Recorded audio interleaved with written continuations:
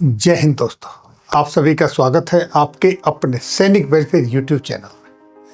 दोस्तों, army commanders की जो मीटिंग हो रही है जैसलमेर के अंदर, वहाँ एक बड़ा ही ऐतिहासिक फैसला होने वाला है।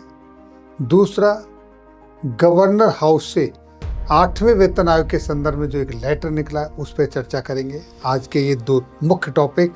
तो सबसे पहले 8वें वेतन आयोग पर चलने से पहले देखते हैं कि कमांडर्स की तरफ से क्या ऐतिहासिक फैसला होने वाला है, जिसकी पक्की उम्मीद बताई जा रही है।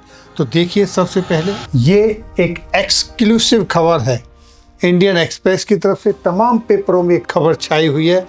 On army tables proposal to raise Agniveer retention rate from 25% to 75%। जी हाँ, ये लगभग पक्का हो चुका है।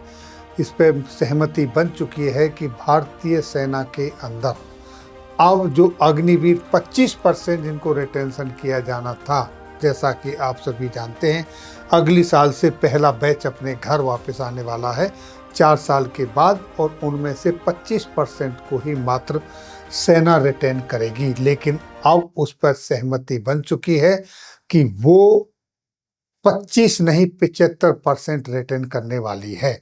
लगभग ये फैसला हो चुका है। अग्निवीरों, बहुत जल्द मिलने वाली है गुड न्यूज। अब 25% की जगह पर सेना में 75% नौकरी होगी पक्की। ये जो आर्मी कमांडर्स की मीटिंग हो रही है जैसलमेर में, वहाँ ये फैसला होना है। सेना कमांडरों के सम्मेलन में शुरू हो रहा है। इसमें अग्निवीर की रिटेंशन रेट को मौजूदा 25 से बढ़ाकर 75% करने का प्रस्ताव है। और इसमें क्या क्या मुख्य प्रस्ताव है, मैं उस पर बताता हूँ, उस पर चर्चा करता हूँ। इसके अंदर प्रस्ताव है, सबसे पहले कॉन्फ्रेंस के अगर हम मुद्दों की बात करें तो थल सेना, वायुसेना और नौसेना के बीच तालमेल बढ़ाने पर चर्चा होगी। यहाँ मिशन सुदर्शन चक्र की समीक्षा की जाएगी। सेवारत सैनिकों की कल्याण योजनाओं पर विचार विमर्श किया जाना है। पूर्व सैनिकों के अनुभव का लाभ लेने के लिए नई नई संभावनाएं तलाश करनी है और उनका किस तरीके से इस्तेमाल किया जाए, जैसे कि ex serviceman contributory health scheme ECHS के अंदर, AWES army welfare education society और अन्य प्रशासनिक ढांचों में व्यापक रूप से प्रयोग किया जा सके, इस सब पर चर्चा होगी। तो दोस्तों, इस तरीके से सेना के अंदर अग्निपथ स्कीम में एक बड़ा बदलाव होने जा रहा है। और अब चलते हैं 8वें वेतन आयोग की खबर के ऊपर कि गवर्नर हाउस से जो लेटर निकला है वो क्यों निकला है और किस संदर्भ में निकला है। देखिए, आपके सामने एक लेटर है, जैसा कि आप यहाँ देख रहे हैं, गवर्नर सेक्रेटरी आसाम राज भवन से निकला है। और ये लेटर निकला है श्री विदित दास ACS, यानी कि joint secretary governor secretariat Raj Bhavan Guwahati की तरफ से। और इसकी कॉपी दी गई है द डायरेक्टरेट ऑफ सैनिक वेलफेयर आसाम गुवाहाटी, उनके लिए।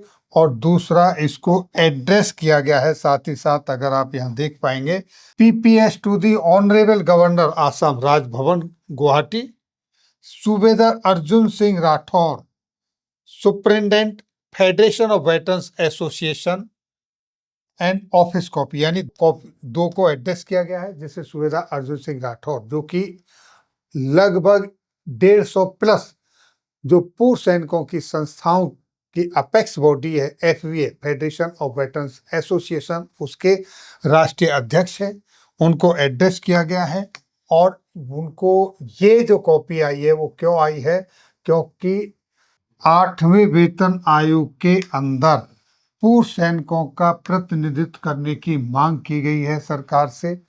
विभिन्न जनप्रतिनिधियों के माध्यमों से, गवर्नरों के माध्यम से, जो पूर्व सैनिकों के संदर्भ में कुछ विसंगतियां हैं, जैसे आपकी एक समान मिलिट्री सर्विस पे, आपकी 1 रैंक 1 पेंशन, आपकी डिसेबिलिटी, आपकी विडो पेंशन, इस तरीके से जो तमाम विसंगतियां हैं, 19 विसंगतियों के लिए जो 19 सूत्रीय कार्यक्रम बनाया था, उसकी कॉपी प्रेषित की गई थी विभिन्न प्रतिनिधियों, गवर्नरों के माध्यम से। उस संदर्भ में ये लेटर निकाला है और उन्होंने कहा है कि आपका जो लेटर है, आपकी जो डिमांड है, वो संबंधित फर्दर डिपार्टमेंट को भेज दी गई है और उसके लिए एक्नॉलेजमेंट यहाँ किया है। तो ये बड़ा डेवलपमेंट है कि अब पूर्व सैनिकों का जो संगठन है, फेडरेशन ऑफ वेटरन्स एसोसिएशन, उसकी डिमांड आगे तक जा चुकी है, बार बार जा रही है। और आने वाले संडे में एफवीए की वार्षिक मीटिंग होने जा रही है, जहां उनका प्रथम स्थापना दिवस मनाया जाएगा। साथ ही साथ वार्षिक अधिवेशन है, वहां पर चर्चा होगी कि किस तरीके से जो जवानों के मुद्दे हैं, जो वीर नारियों, विडोज, पेंशनर्स, इन सब के जो मसले हैं, उनकी जो विसंगतियां हैं, उनको सॉल्व करवाने के लिए क्या क्या नई रणनीति हो सकती है, क्या क्या लोगों के विचार हैं और कैसे इस पर आगे बढ़ा जाए। किस तरीके से जो कर्मचारियों की हैं डिमांडें हैं, कर्मचारियों के साथ विसंगति हैं। अब यहाँ पर एक खास मसला ये भी है कि जो सेंट्रल गवर्नमेंट के अदर डिपार्टमेंट के संगठन हैं, उनके साथ मिलकर तालमेल बिठाया जाए, उनकी मांगों को भी अपने साथ इंक्लूड किया जाए और अपनी मांगों को भी उनके साथ इंक्लूड करके जितना भी पूर्व सेवानिवृत्त कर्मचारी हैं सेंट्रल गवर्नमेंट के, चाहे वो रेलवे के हों, पोस्टल डिपार्टमेंट के हों, पैरामिलिट्री फोर्सेस के हों या सेना के हों, सब मिलके क्यों ना एक प्लेटफॉर्म पर आए और एक साथ इन समस्याओं को एड्रेस करें। तो ये थी जानकारी आज की इस वीडियो में। फिर मिलेंगे आपके वेलफेयर से जुड़ी किसी अन्य जानकारी के साथ अगली वीडियो में। तब तक के लिए जय हिंद, जय भारत।